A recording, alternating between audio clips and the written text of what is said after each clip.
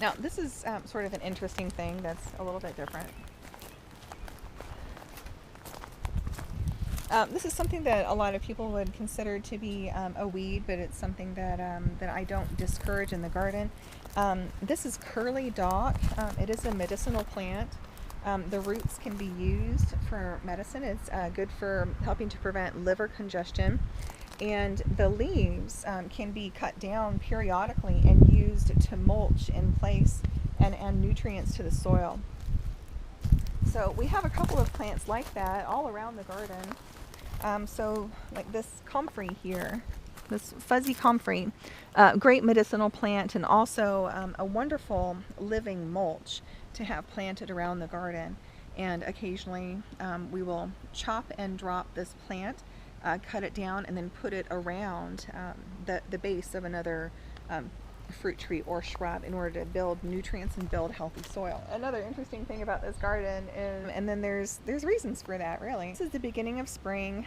This is a great time to remove any debris from your garden that you may not have already done.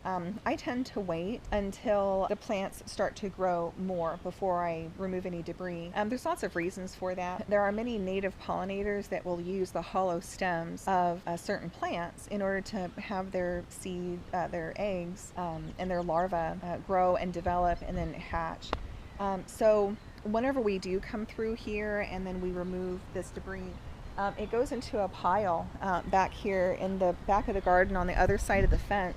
So I will leave it for about another month or so that any other pollinators that need to have their larvae grow and hatch have that opportunity before it goes to the city compost site and gets broken down. So I really want to invite and welcome native pollinators and native species into the garden. The more diversity that you have, the stronger the garden is. So that's one of the maintenance techniques that we practice here. That's a little bit different from a lot of other gardens. It tends to be a little bit more wild because of practices like that. But we have very little pest and disease pressure, and I think it's because of things like that. We have praying mantis here. So this is a praying mantis cocoon, and this is the ancestor of a praying mantis that came from my mentor Steve Mooring's farm out at Vajra Farm years and years ago.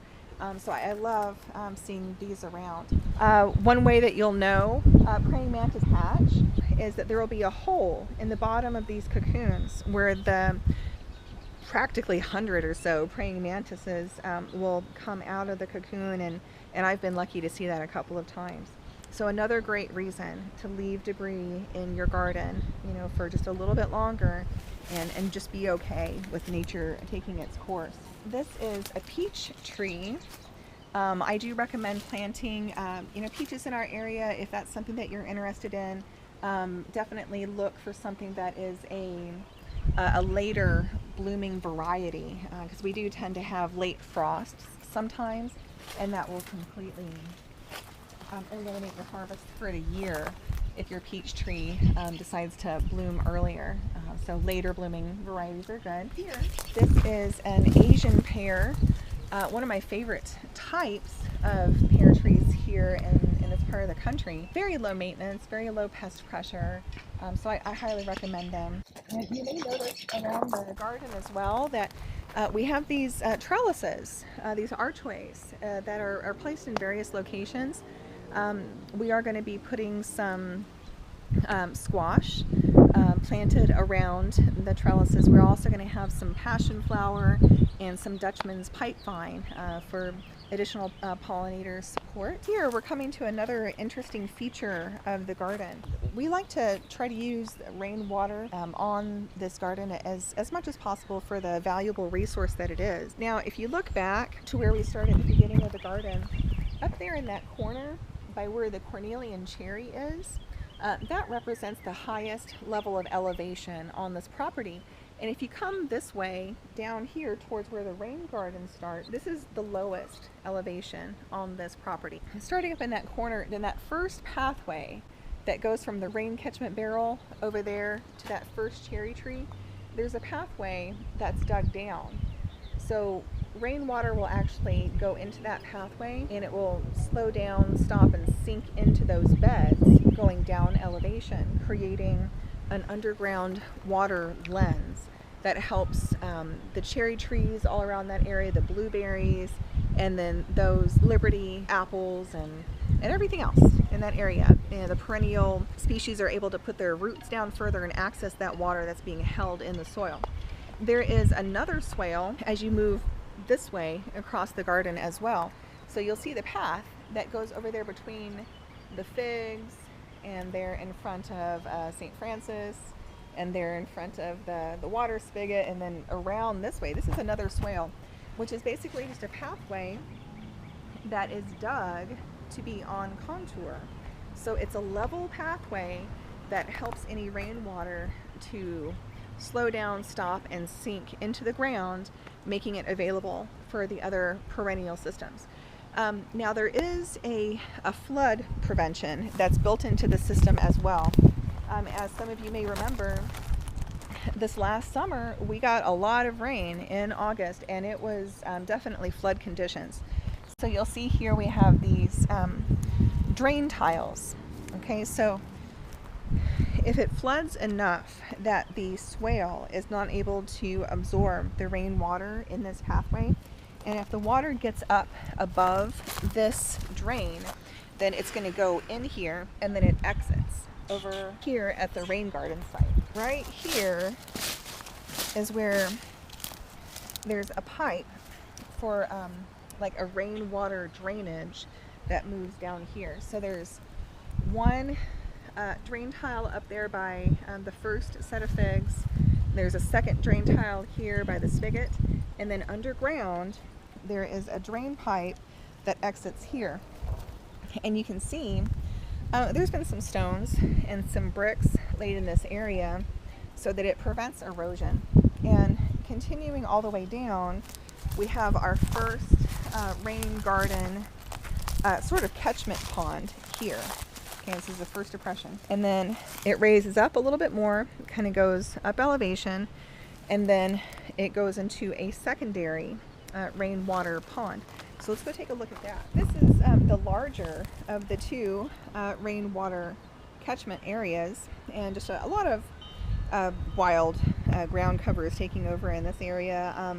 Tends to be more water-loving things. We have some swamp milkweed in this area and some Amsonia that's planted in here, some water-loving species that are helpful for our pollinators. We have some Monarda here, or some bee balm that's also planted.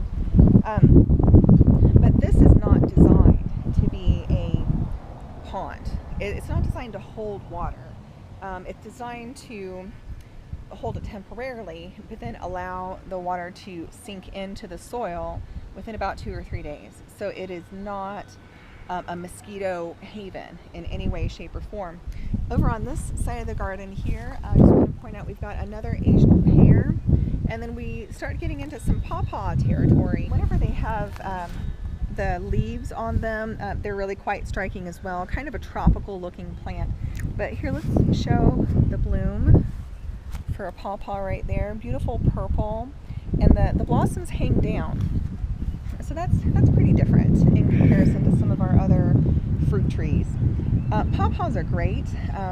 Once they are larger, they can handle full sun. But whenever they're very small, they tend to prefer to be like an understory plant for other trees, especially walnut, I believe, is a good overstory tree for them. But once they get to be bigger, they can handle full sun, and they usually will produce more fruit if they are in full sun conditions. We've got several comfrey plants that are planted as an understory. We've got some more daylilies here, trying to help prevent any invasive weed pressure, and some more curly dock. We've got aronia. This is a low-growing fruit-producing shrub here. It's getting ready to bloom. We've got some echinacea, some purple coneflower here. You can see where the seed heads were. And at this time of year, if they haven't already dropped their seeds, you can go ahead and rub them into the soil and maybe get some more purple coneflower plants if you're lucky. We encourage clover in this area, and we also like to encourage plantain. So here, this is a plantain that did very well this past season. And plantain is a wonderful medicinal plant, good for spider bites. So definitely encourage that in the garden. Here we also have a sand plum that is growing up and starting to look very nice. Sand plum does have some thorns to it, some larger thorns, so you want to be careful. Here is probably one of our tallest sweet cherry trees, and this past summer, this one produced the most, and it was the most amazing tree to harvest from. We're always looking for ways to add more diversity, increase pollination, increase harvest. With permaculture, we want to try to put in as little energy as possible and invite nature to help us with these things. So in this way, I'm looking to nature to help suppress weeds, to build soil, and to welcome more pollinators here so that we have good fruit set and good harvest. The elderberry species, and I'm just kind of pruning off a little bit of the dead wood from the previous season, but here's the new growth. Now, elderberries are amazing. They're one of my favorite plants for medicinal use, and I think every house should have an elderberry shrub in it. Very low maintenance. The blossoms are something that you can use in medicine, or you can also eat them. You would never want to have an elderberry raw. It is toxic raw, but you would want to cook them and use them in food, and that would be considered safe. Elderflower has medicinal uses, as well as elderberry that some people may be aware of for the medicinal uses for that.